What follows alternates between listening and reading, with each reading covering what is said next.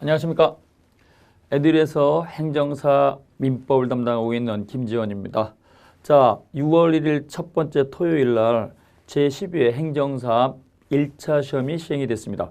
역시 이 민법 총칙이라고 하는 과목은요, 행정사 1차 과목에 있어서는요, 1차 시험에 있어서는 가장 효자가 되는 과목이죠. 그래서 점수를 갖다 이렇게 많이 얻을 수 있도록 기회를 갖다가 제공하는 과목이고, 따라서 금년도 민법 총칙의 출제 경향을 갖다가 분석해 보게 되면 이 부분이요, 그렇게 어렵게 나오진 않았습니다. 근데 중요한 것은 개념을 갖다가 잘 알아야지만 우리가 쉽게 풀 수 있는 것이고, 개념 자체를 딱 모르게 되면은요, 아무리 점수가 높게 나올 수 있는 과목이라고 하더라도 공부가 안 돼 있으면 그것은 점수가 안 나오겠죠. 자, 그래서 오늘 시행된 민법 총칙 어떤 문제들이 출제가 되느냐, 출제 그 유형별을 갖다 우리가 파악해 보게 되면 25문제 가운데서 판례와 관련된 문제가 22문제 나왔습니다.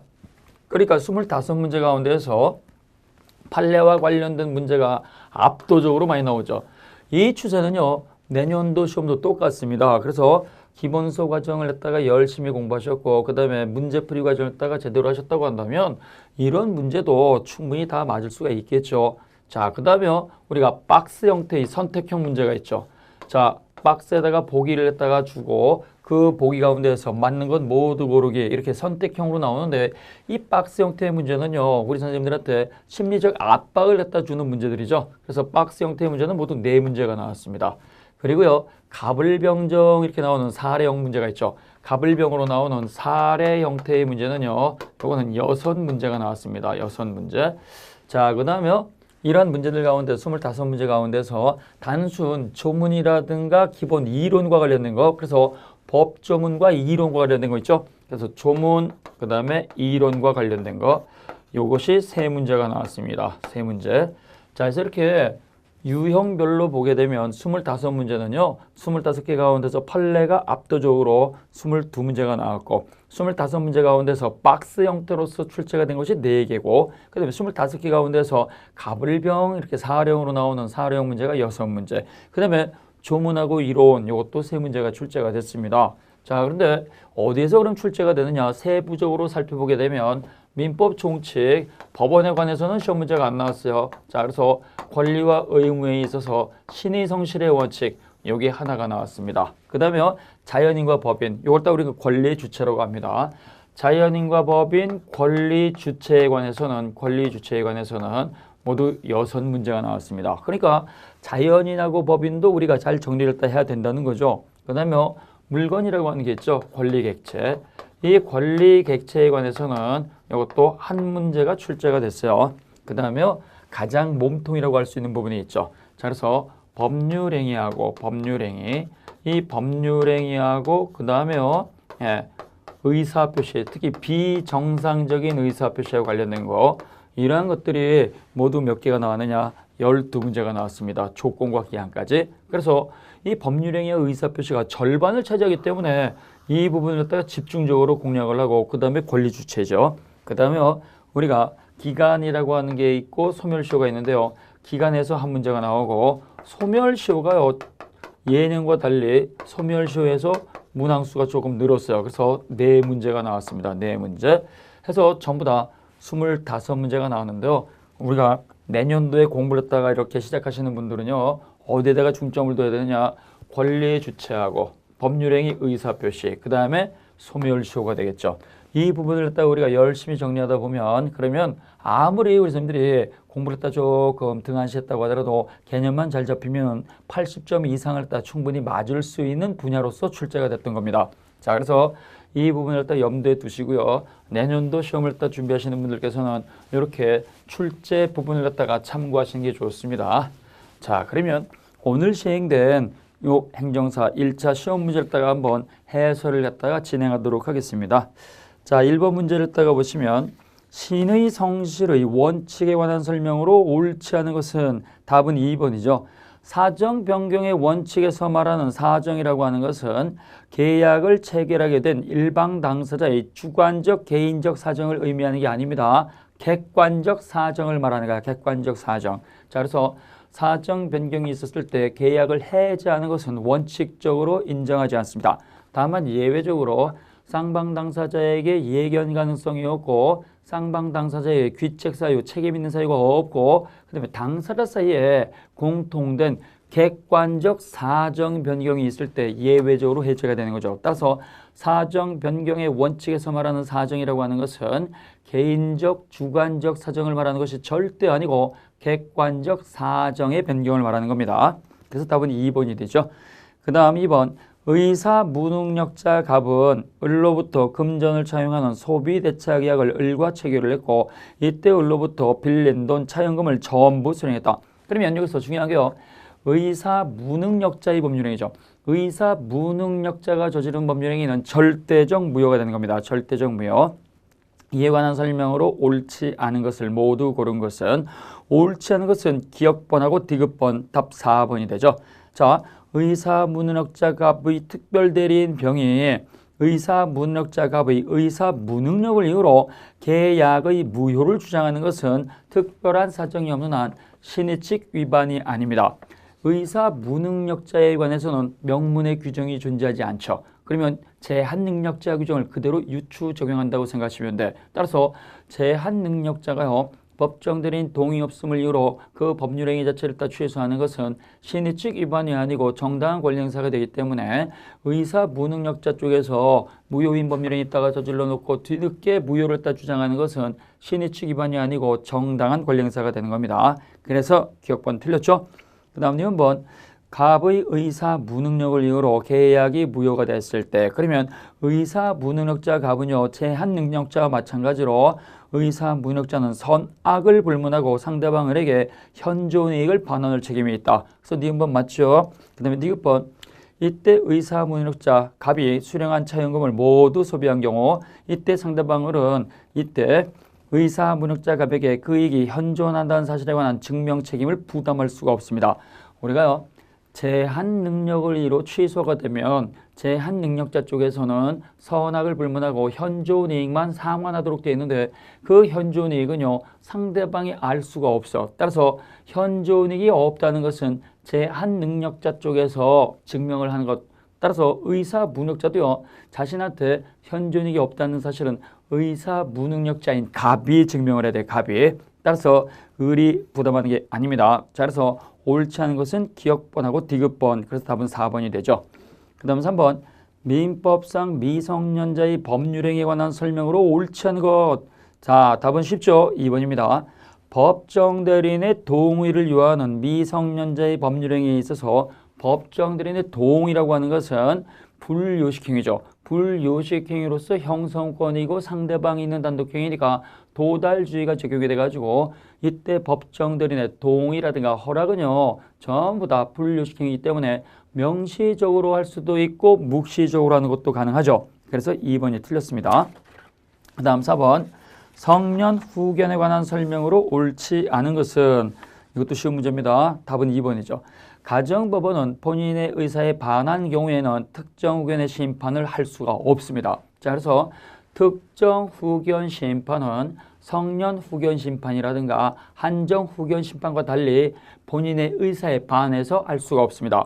성년 후견 심판, 한정 후견 심판은 본인의 의사를 고려해서 결정하는 거지만 특정 후견 심판은요 본인의 의사에 반해서 할 수가 없어요. 그래서 2번이 틀렸죠.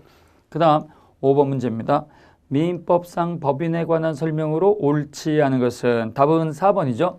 사단법인의 감사는 법인의 재산 상황에 관해서 부정한 것이 있음을 발견한 경우 이를 총회에 보고하기 위해서 필요한 경우에는 임시총회를 소집할 권한이 있죠. 자, 그래서 우리가 통상총회는 정기적으로 소집이 되기 때문에 이사가 통상총회 소집권자가 됩니다. 그러면 비정기적으로 소집이 되는 임시총회의 소집권자는 누구냐? 이사가 필요하다고 인정할 때 이사도 임시총회를 소집할 권한이 있고 그 다음에 이때 감사가 이사의 재산 처리 상황이라든가 업무를 갖다가 감사를 했을 때 부정이라든가 불비를 했다 발견하게 되면 주무관청에 보고하기 위해서 당연히 임시총회를 갖다가 소집할 권한이 있죠. 그리고 사원들은요. 일정한 머릿수를 갖다 채워야 돼. 정족수 규정이 없으면 우리 민법은요. 총사원 5분의 1 이상의 동의를 얻어가지고 사원들도 임시총회 소집을 요구할 권리가 있죠. 이때 사원들이 임시총회 소집을 요구할 수 있는 권리를 우리는 소수사원권이라고 하는 거예요. 자, 그래서 4번 감사는 당연히 부정이라든가 불비를 했다 발견하게 되면 주무관청에 보고하기 위해서 임시총회 소집 권한을 갖고 있습니다. 그래서 4번 틀렸고요. 그 다음 6번 문제입니다. 민법상 법인의 이사에 관한 설명으로 옳지 않은 것은 5번이죠. 이사의 사임의 의사표시죠. 이사가 나 사직하겠습니다. 사임하겠습니다. 이사 사임의 의사표시는 상대방이 있는 단독행위입니다. 따라서 이때 민법상 법인의 이사가 사임을 할 때는요. 사원총회 결의라든가 그 다음에요. 이사회 승인이라든가 중관청의 승인과 같은 이런 허락을 갖다가 받을 필요가 없이 일방적으로 하는 거야. 따라서 이사 사임의 의사표시는요. 상대방 있는 단독행위로서의 효력을 갖는 것이고 따라서 사임의 효력이 발생하기 전이라고 한다면 이때 사직의 효력도 이것도 철회할 수 있다는 걸 기억하셔야 돼. 사직의 효력이 발생하기 전이라고 한다면 이사 사임의 의사표시는 철회도 가능합니다. 따라서 일방적으로 사임하는 것이기 때문에 주무관청이라든가 사원총회 승인을 갖다가 받을 필요가 없는 거예요. 그래서 5번이 틀렸죠. 자, 그 다음 7번 사단법인 A의 대표이사 갑이 A를 대표해서 을과 매매계약을 체결하였다. 이에 관한 설명으로 옳은 것을 모두 고른 것은 자 A라고 하는 사단법인이 있습니다. A라고 하는 사단법인이 이렇게 있고 그 다음에 대표이사가 있어요. 대표이사. 갑이라고 하는 사람이 대표이사입니다. 대표이사. 이때 법인의 이름으로 정관으로 정한 목적 범위 내에서 상대방을과 이렇게 계약을 체결하게 되면 그 계약은 법인에게 직접 효과가 발생이 되는 거죠. 자, 이에 관한 설명으로 옳은 것을 모두 고른 것은 옳은 것은 딱 하나밖에 없죠. 기억번입니다. 매매 계약을 갖다가 체결하는 것이 이때 대표이사 갑과 법인의 이익이 상반하는 경우 이때 갑은 법인 A를 대표할 권한이 없습니다. 거기서 중요한 표현은요. 이익 상반이죠. 이익 상반. 그래서 이때 법인하고 대표기관이 당사자가 돼가지고 서로 계약을 갖다 하게 되면 이건 이익 상반행위가 되는 거예요. 이익 상반행위. 따라서 법인에게 손해를 갖다 주게 되면 대표기관 자신한테 유리한 것이고 대표기관 자신한테 불리한 건 법인한테 유리한 거. 따라서 당연히 법인에게 손해를 끼칠 수 있겠지요. 따라서 이때는요. 이익 상반이란 네 글자가 나오면 당의 대표기관이요. 대표권이 없습니다. 대표권이 없고 다른 이사조차도 없다고 한다면 이때는요. 이해관계인 또는 검사의 청구해서 법원이 특별대리인을 선임해 줘야 돼. 그래서 기억번 맞고요. 니은번 대표기관 갑이 법인 A를 갖다가 위해서 매수인으로부터 매매대금을 갖다가 수령한 경우에 이때 사단법인의 채무 불행을 이유로 상대방 매수인이 매매계약을 갖다가 유효하게 해지하게 되면 계약이 소급해서 소멸하니까 원상회복의 문제가 발생이 되고 이때 원상회복은요. 법인의 이름으로 법인이 받은 거니까 원상회복은 대표기관이 원상회복의 당사자가 되는 게 아니고 법인 자신이 되는 거야. 법인 자신. 따라서 이로 인한 계약 해제 원상회복 의무는 대표기관 갑이 부담하는 게 아니고 법인이 원상회복의 당사자가 되는 겁니다. 그래서 니은번 틀렸고요. 그 다음에 디귿번 만약 사단법인 A가 정관에 대표기관 대표이사 갑의 매매계약 체결에 관한 대표권을 제한하는 규정을 두었다. 그러면 이사의 대표권 제한이 있을 때는요. 반드시 정관에 기재하도록 되어 있지. 정관에 대표권 제한을 갖다가 기재하게 되면 그 대표권 제한의 효력이 있어서 유효가 됩니다. 근데요. 이때 정관에다가 대표권 제한을 딱 기재했다고 하더라도 대외적으로 대항하기 위해서는요. 반드시 등기를 해야 돼. 등기를 해야 되고 이때 대표권 제한을 갖다가 등기하지 아니하면 그 사실을 갖다가 모르고 있는 제3자에게도 대항할 수가 없고 알고 있는 악의의 상대방 제3자에게도 대항할 수가 없습니다. 따라서 대표권 제한을 갖다가 등기하지 않았다고 한다면 그 사실을 갖다가 알고 있었던 을에게도 대표권 제한 사실로서 대항할 수가 없지요. 그래서 옳은 것은 기억번 하나 답 1번이 됩니다. 자, 그 다음에 8번 문제를 보세요. 민법상 물건에 관한 설명으로 옳은 것은 답은 5번이죠. 당사자는 주물을 처분할 때 특약으로서 종물을 제외할 수가 있죠. 자, 그래서 우리 민법 100조 2항 조문을 보게 되면 종물은 주물의 처분에 따른다라고 규정이 되어 있어요. 근데 이 규정은 임의 규정이기 때문에 당사자의 특약이 있으면 그 특약은 언제나 유효가 됩니다. 따라서 종물만 거래하겠습니다 라고 해서 주물을 빼버릴 수도 있고, 그 다음에 주물만 거래하겠습니다 해서 종물을 했다가 제외할 수도 있어. 그래서 답은 5번이 되죠. 자, 1번 주물의 구성 부분은 독립성이 없기 때문에 종물이 될 수가 없습니다. 그래서 종물은요 서로 독립한 물건이 되기 때문에 구성 부분으로서 부합된 것은 종물이 아니야. 그래서 구성 부분은 종물이 될 수가 없어요. 독립성이 없기 때문에. 그 다음 2번 독립한 물건이 종물이 되는데요. 이때 종물은 부동산도 종물이 될 수가 있고 동산도 종물이 될 수가 있어요. 그래서 2번 틀렸고요. 그 다음 3번 주물에 대한 점유 취득시효가 완성이 되면, 그러면 이때 주물을 가지고 있어가지고 시효 취득이 됐다 그러면 이때 종물도 무조건 취득시효를 주장할 수 있냐? 그렇지 않습니다. 종물도 역시 점유를 하고 있어야 돼. 즉 가지고 있어야 돼. 자, 그래서 종물도 점유하고 있을 때 그 종물에 대해서 취득시효를 갖다 주장할 수 있기 때문에 점유하지 않은 종물에 대해서는 취득시효의 효력을 갖다가 주장할 수 없습니다. 그 다음 4번 천연과실은 물건의 사용대가로 받는 금전 기타의 물건이 아니죠. 천연과실은요 물건의 용법에 의해서 수취하는 산출물을 갖다가 우리는 천연과실이라고 합니다. 그럼 법정과실은 뭐냐? 법정과실은요 물건의 사용대가로 받는 금전 기타 물건을 말하는 거죠. 자, 그래서 1번부터 4번까지 다 틀렸고 옳은 것은 답 5번입니다. 근데 9번 반사회 질서의 법률행위에 해당하지 않는 것은 답 4번이죠. 반사회 질서의 법률행위에 의해서 조성된 이른바 비자금을 소극적으로 은닉하기 위해서 임치한 행위는, 이거는요 103조 반사회 질서를 적용하지 않습니다.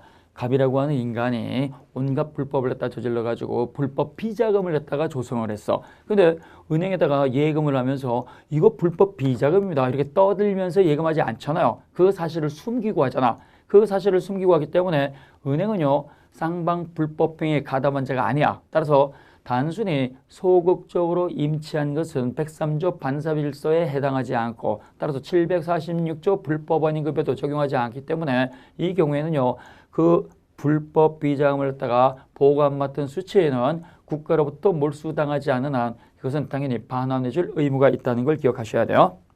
그래서 답은 4번이 되겠죠. 그 다음 10번 문제입니다. 불공정한 법률행위에 관한 설명으로 옳지 않은 것은 1번이죠. 특별한 사정이 없었을 때 경매에는 불공정한 법률행위 104조가 적용되지 않습니다. 104조 불공정한 법률행위는 유상계약에 적용이 되고, 그 다음에 상대방 있는 단독행위로서 채권의 포기에도 적용이 됩니다. 그러나 이때 유상계약이 아닌 무상계약은요 급부와 반대급부가 있을 수 없기 때문에 주기만 하고 받은 게 없잖아요. 따라서 무상계약, 증여계약이죠.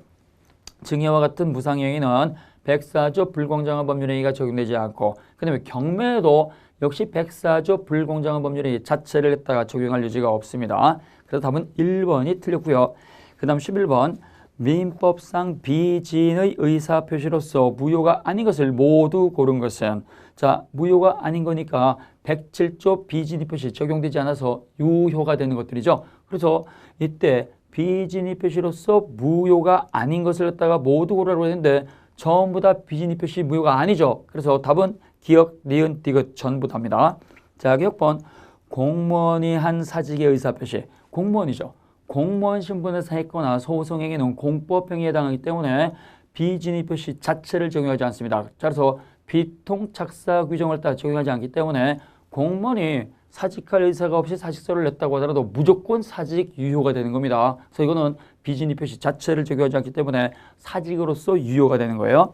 그 다음에 한번 학교법인이 사립학교법상의 제한 규정 때문에 그 학교의 교직원들의 이름, 명의를 빌려서 금융기관으로부터 금원을 차용한 경우 교직원들의 채무 부담의 의사표시, 교직원들이요 고민 끝에 우리가 대출 받아야 되겠다 의사를 결정했고 금융기관에 가서 우리가 대출을 했다가 받겠습니다라고 표시를 했기 때문에 여긴 불일치한 의사표시 자체가 존재하지 않아. 불일치한 의사표시에 따라서 비진의 표시 자체가 존재하지 않기 때문에 일치가 된 대로 교직원 이름으로 대출 받아야 되겠다 결정을 했고 대출 신청을 했으니까 일치가 된 대로 당연히 교직원들이 그 대출금에 대해서 변제할 책임이 있다는 거죠. 자, 그래서 니은번도 비진의 표시 적용하지 않죠. 그 다음에 디귿번 재산을 강제로 빼앗긴다는 것이 표의자의 본심으로 잠재되어 있었는데 이때 표의자가 강박에 의해서나마 증여를 하고 그에 따라서 증여를 따게 되면 이것도 역시 의사 표시에 일치가 존재하는 거죠. 일치가.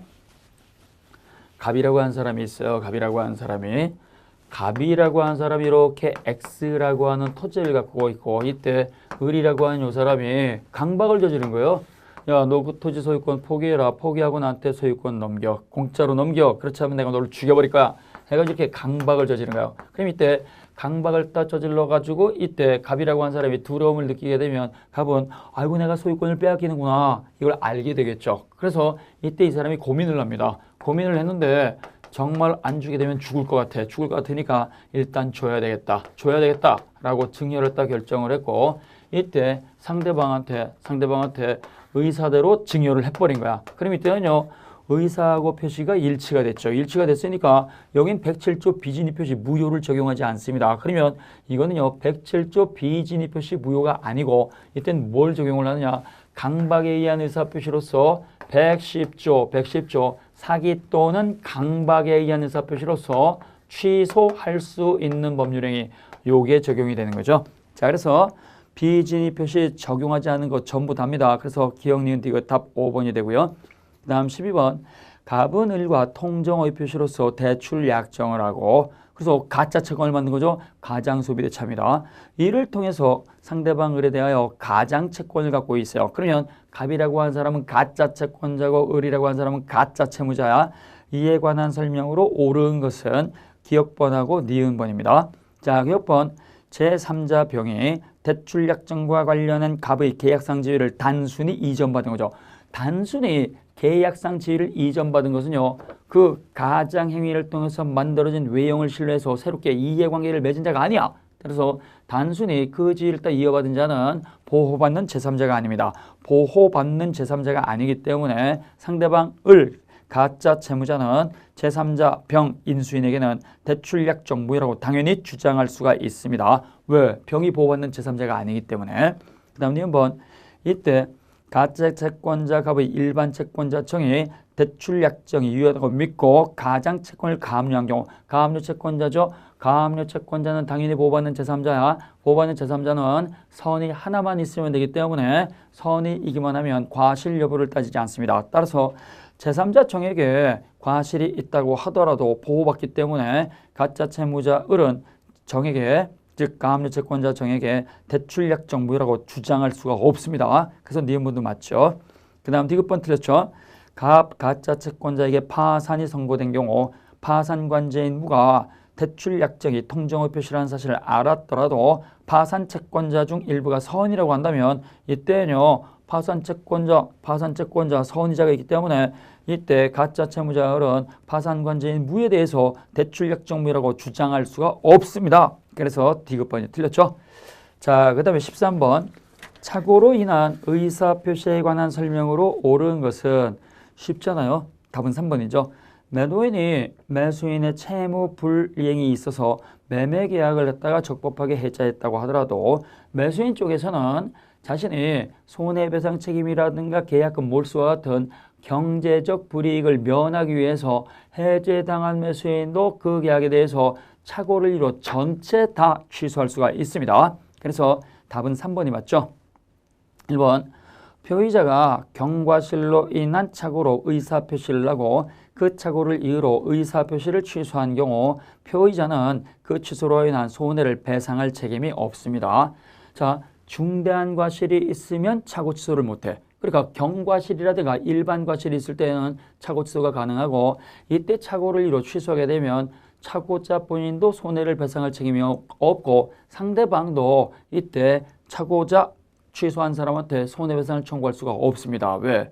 착오는요. 불법 행위가 존재하지 않아. 그래서 비진입 표시라든가 통정의 표시라든가 착오는요. 손해를 냈다가 배상하겠다는 특약이 없는 이상 당사자에서는 원칙적으로 손해를 냈다가 배상 청구하지 못합니다.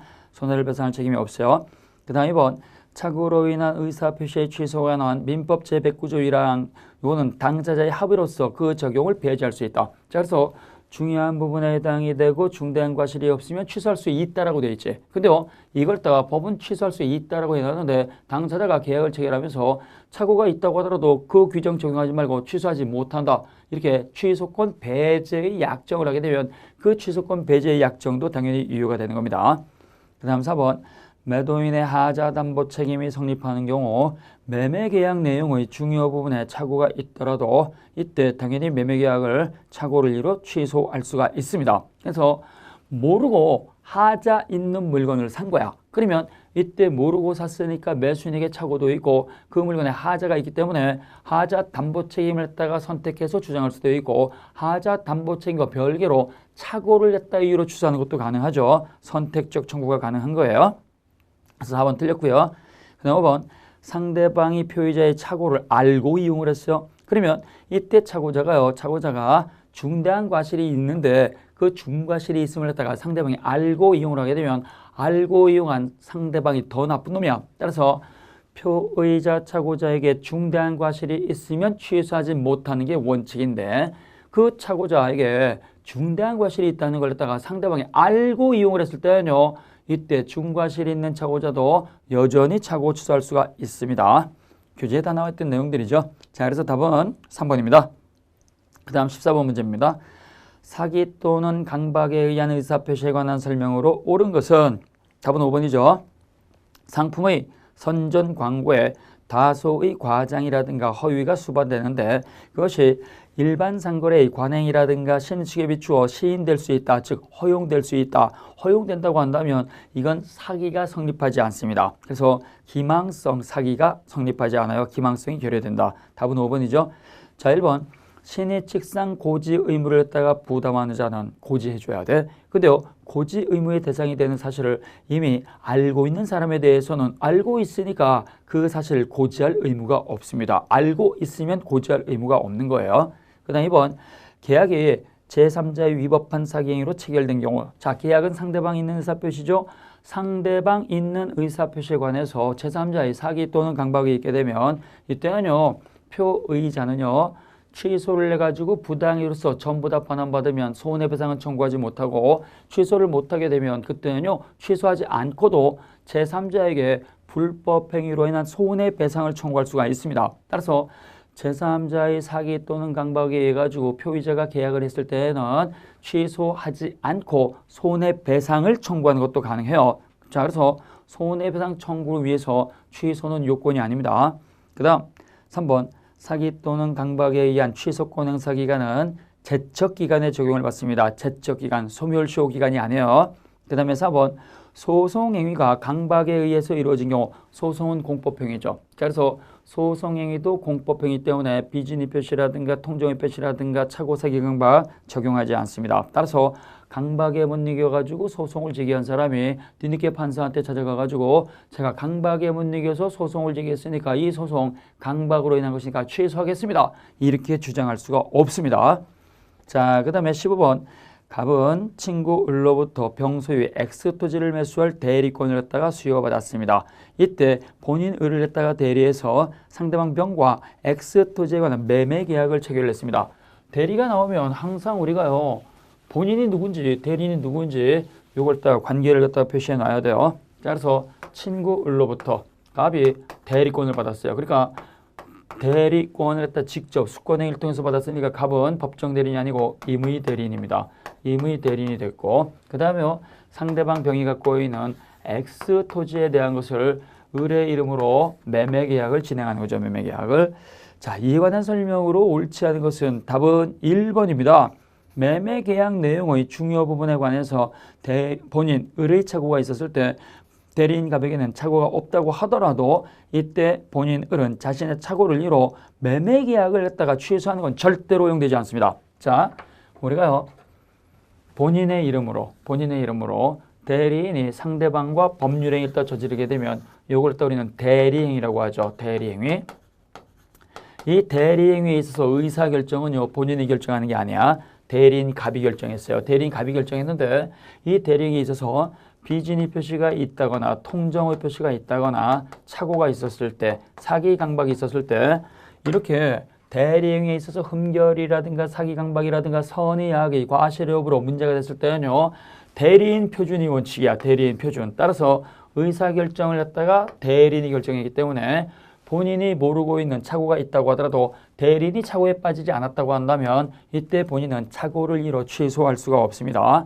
116조 1항 대리인 기준이 원칙이잖아요. 그래서 1번이 틀렸고요. 그 다음 16번 문제입니다. 126조 권한을 넣은 표현대리에 관한 설명으로 옳지 않은 것은 답은 3번이죠.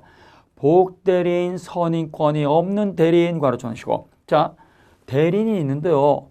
복대리인을 갖다가 선임할 권한이 없는 대리인이야. 그러니까 이때 대리인 대리권이 없는 게 아니에요. 대리권은 갖고 있는데 자기가 직접 처리하는 대리인이 되는 것이고 다른 사람을 갖다가 복대리인으로 뽑으면 안 되는 거죠. 근데요. 이때 다른 사람 복대리인을 갖다 뽑을 수 없는데 이걸 뽑았다 그러면 그 대리권을 갖다가 벗어난 거야. 벗어났고 이때 선임된 복대리인의 권한은 기존 대리인이 대리권 초과해서 저질렀기 때문에 이때 선임된 복대리인도 126조 권한 초과의 표현 대리가 당연히 적용이 되는 거죠. 따라서 이때 권한은 126조 권한 초과의 표현 대리에서 기본 대리권이 될 수가 있습니다. 그래서 3번이 틀렸죠. 자, 그 다음 17번.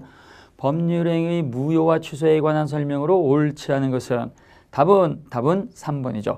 토지거래계약 허가구역 내 토지에 관해서 처음부터 허가권자의 허가를 갖다가 배제하자, 잠탈하자 이런 배제, 잠탈의 의사표시로서 매매계약을 또 체결하게 되면요. 이건 허가받기 전이라고 해도 확정적 무효가 되는 겁니다. 확정적 무효가 되기 때문에 더 이상 유동적 무효가 될 수가 없어요. 그래서 배제 또는 잠탈의 의사표시가 있게 되면 확정적 무효가 되는 거죠. 자, 그래서 3번이 틀렸고요. 그 다음 18번. 미성년자 갑은 자신의 자전거를 상대방에게 매도하는 계약을 체결을 했고 이때 미성년자 갑은 미성년자의 임의로 계약을 취소하려고 합니다. 자, 그러면 이에 관한 설명으로 옳지 않은 것은 답은 4번이죠. 자, 미성년자 갑의 법정 대리인이 취소할 수 있음에도 불구하고 추인을 하는 경우 자, 그럼 법정 대리인이 취소권 포기해가지고 유효로 하겠다라고 하는 추인의 의사표시는요. 취소 원인 소멸 전에도 할 수 있지. 그래서 미성년자 취소권자가 단독으로 추인할 때는요. 표의자는 취소 원인 소멸되고 나서 추인을 할 수가 있는데요. 이때 표의자가 아닌 표의자의 법정 대리인이 할 때는요. 취소 원인 소멸 전에도 할 수 있으니까 소멸 전에도. 그래서 4번이 틀렸고요. 그 다음 19번 문제. 법률행위의 조건과 기한에 관한 설명으로 옳지 않은 것은 너무 쉽죠. 답은 5번입니다. 불법 조건이 붙어있는 법률행위는 그 조건만 분리해서 무효가 되는 게 아닙니다. 전부 무효예요. 그래서 151조 1항 조문에 보게 되면 선량한 풍속 기타 사실서 위반한 불법 조건을 따가 붙였을 때는요. 조건 없는 법률행위로서 유효가 되는 게 아니고 조건만 분리해서 그것만 무효가 되는 게 아니고 전부 무효가 되는 거야. 전부 무효. 그래서 5번이 틀렸습니다. 그 다음 20번. 법률행위의 부관에 관한 설명으로 옳은 것은 답은 4번이죠. 기한의 이익이 상대방에게도 있었을 때는 이때 당사자 일방은요. 일방적으로 기한이익 포기할 수 있어. 다만 기한이익 포기는 상대방이 있는 단독행위인데 기한이익이 있다고 해가지고 그 사람의 동의받고 하는 게 아니야. 일방적으로 포기할 수가 있는데요. 이때 포기로 말미암아 가지고 그 상대방한테 손해가 있을 때에는 그 손해를 배상할 책임이 있는 거죠. 손해를 배상하고. 그래서 4번이 맞고요. 1번. 정지 조건이 있는 법률행위는 조건이 성취한 그때로부터 효력이 발생하죠. 효력이 발생. 그 다음 2번. 조건이 법률행위의 당시에 이미 성취할 수 없는 불능 조건인 경우 그 조건이 해제 조건이면 무효로 한다. 자, 그래서 우리가 기정조, 기해무, 불정무, 불해조. 자, 그래서 불능 조건이 해제 조건이면 그때는 어떻게 돼요? 그때는 조건 없는 법률행위로서 유효가 되는 거지. 그래서 2번 틀렸어요. 2번 틀렸고. 그 다음에 3번. 종기가 있는 법률행위는 기한이 도래한 때로부터 그 효력이 사라지죠. 효력을 잃는다. 시기가 붙어 있는 법률행위는요. 그 시기, 기한이 도래하게 되면 그때로부터 효력이 발생하는 거죠. 종기는 효력이 사라지는 거야. 그 다음 5번. 조건의 성취가 미정한 권리와 의무는 일반 규정에 의해서 양도, 상속, 담보, 처분, 가등기까지 다 할 수 있어요. 자, 그래서 옳은 것은 답 4번이고 그 다음에 1번, 2번, 3번, 5번이 틀렸습니다. 그 다음 21번. 민법상 기간에 관한 설명으로 옳지 않은 것은 교재에 들어가 있는 거 그대로 나왔죠. 자, 그래서 정년이 몇 살이다 이렇게 나온 게 있잖아요. 만약에 정년이 60세가 정년이다 그러면 특별한 사정이 없다고 한다면요. 그 정년은요. 60세가 만료가 됐을 때도 아니고 그 다음에 60세 만료의 전날도 아니고 무조건 그 60세가 시작하는 날 60세 도달하자마자 바로 정년이 되는 거죠. 그래서 답은 60세 만료가 된 날이 아니고 60세 도달한 날이 되는 거죠. 답은 3번이 틀렸고요. 자, 그 다음에요. 22번. 갑의 을에 대한 채권의 소멸시효 기간이 가장 긴 걸 고르세요. 이때 갑과 을은 상인이 아니야. 상인이 아니기 때문에 상사채무를 적용하지 않고 민법을 적용하겠다는 거예요. 자, 그래서 답은 4번이죠. 갑이 을에게 부동산을 팔았어요. 그러면 이때 갑의 을에 대한 매매대금 채권은 이거는 정기적으로 반복되는 것이 아니고 일반 채권이지. 일반 채권이기 때문에 이때 매매대금 채권은요. 권리가 발생한 때로부터 10년이라고 하는 소멸시효가 적용이 되는 겁니다. 자, 1번. 갑이 연예인 을에게 물건을 갖다 공급을 했을 때 또는 임금 채권이 있을 때 연예인과 노역에 대한 임금 채권은 1년이라고 했습니다. 그 다음 2번. 갑의 동산을 을이 사용한 경우 동산 사용료 채권 부동산 사용료 채권은 3년의 적용을 받지만 동산 사용료 채권은 1년의 적용을 받죠. 그 다음에 갑 교사의 강의를 을 학생이 수강한 경우 이때 갑의 수강료 채권 각종 수업과 관련된 채권은요 1년이라고 하는 단기 채권 소멸시효에 걸려요. 1년이죠. 그래서 1번, 2번, 3번은 전부 다 1년입니다. 그 다음에 5번 생산자 갑이 상대방 을에게 생산물을 판매한 경우 이때 갑의 생산물 대금 채권은 3년의 적용을 받습니다. 3년. 자, 그래서 1년짜리가 3개가 있었고 그 다음에 3년짜리 5번이 있었고요. 4번은 일반 채권으로서 10년의 소멸시효 기간에 적용을 받기 때문에 답은 4번이 되는 거죠. 그 다음 23번 소멸시의 효력에 관한 설명으로 옳지 않은 것은 3번입니다. 소멸시효는 법률에 의해서 연장, 가중, 배제 다 못하는 거야. 연장, 가중, 배제 다 못합니다. 다만 법률행위 특약에 해가지고 단축하고 경감하는 건 가능하죠. 그래서 연장, 가중, 배제는 할 수가 없어요. 그래서 3번이 틀렸고 그 다음 24번 소멸시에 관한 설명으로 옳지 않은 것은 답은 1번이죠. 부동산 매수인이 목적 부동산을 인도받아서 계속 점유하고 있는 경우 그러면 매수인의 소유권 이전 등기 청구권은 소멸시에 걸리지 않습니다. 자, 부동산 매매 계약이 체결이 돼가지고 매수인이 매도인에게 등기 달라고 할 수 있는 등기 청구권이 발생이 되는데 매수인이 매도인에게 소유권 이전 등기 청구권을 갖다 갖게 되면 그 등기 청구권은 채권으로서의 성질을 갖습니다. 채권으로서의 성질을 갖기 때문에 원칙적으로 10년이라고 하는 소멸시에 적용을 받겠죠. 그러나 예외적으로 매수인이 그 부동산을 딱 인도받아가지고 점유, 사용, 수익, 처분행위를 했을 때는요. 그때는 소멸시에 걸리지 않습니다. 그래서 1번이 틀렸죠. 그 다음 25번 소멸시효의 중단과 정지에 관한 설명으로 옳지 않은 것은 답은 2번이죠. 승소 판결을 했다가 확정받은 채권자 자 소송을 제기해가지고 채무자를 상대로 해가지고 승소 판결을 받았어. 그러면 판결이 확정된 그때로부터 새롭게 시효가 진행이 되겠죠. 그러면 이때 패소한 채무자가 이행을 해줘야 되는데 이행을 안 하게 되면 그것 또한 소멸시효에 적용을 받잖아. 10년이라고 하는 거. 그러니까 그 채무를 갖다가 중단시키기 위해 가지고 다시 소송을 따지기해서 확인 소송을 따 청구하는 것도 이것도 역시 시효 중단 사유인 재판상 청구에 해당이 되는 겁니다. 자, 그래서 답은 2번이 되는 거죠. 자, 해서 1번부터 25번까지 기출문제를 이렇게 쭉 살펴봤는데요. 이걸 따가 보시게 되면 충분히 우리가 다 풀어낼 수 있는 그러한 문제들이라는 걸 따가 아마 느끼셨을 겁니다. 오늘 시험을 통해 가지고 결과가 잘 나오신 분들은요. 바로 2차를 위해 가지고 아주 중점적으로 매진을 따 하셔야 되고요. 오늘 시험을 통해 가지고 간혹 예기치 않은 결과를 따 받으신 분들은요. 하루 정도 이렇게 마음을 잘 추스리시고 내년도 시험을 위해 가지고 다시 본격적으로 이렇게 저돌적으로 돌진을 하셔야 됩니다. 그리고 새롭게 행정사 시험을 따가 들어오신 분들 있지 않습니까? 그런 분들은요. 제가 드리는 그러한 수업 자료라든가 그다음에 숙제 같은 걸 따가 잘 푸시면은요. 1차 시험에 있어서 행정사 민법 총칙은요. 가장 효자 과목이 될 수가 있고 또 행정사 1차 민법 총칙은요. 2차 계약법 논술에도 영향을 미치기 때문에 민법 총칙은 자주 이렇게 해보시는 게 가장 좋습니다. 그리고 혼자서 공부하는 시대가 아니기 때문에 에듀윌 행정사 강의를 통해 가지고 우리 선생님들이 저와 같이 이렇게 호흡을 하고 같이 수업을 다 진행을 하시면 합격하는데 아무런 지장이 없습니다. 자, 내년도 합격을 위해서 또 금년도 합격을 위해서 항상 화이팅 하시고 우리 선생님들 누구보다 뛰어난 뛰어난 행정사가 되시기를 진심으로 소망하면서 이 기출 문제를 갖다가 해설을 갖다가 마치도록 하겠습니다. 수고하셨습니다.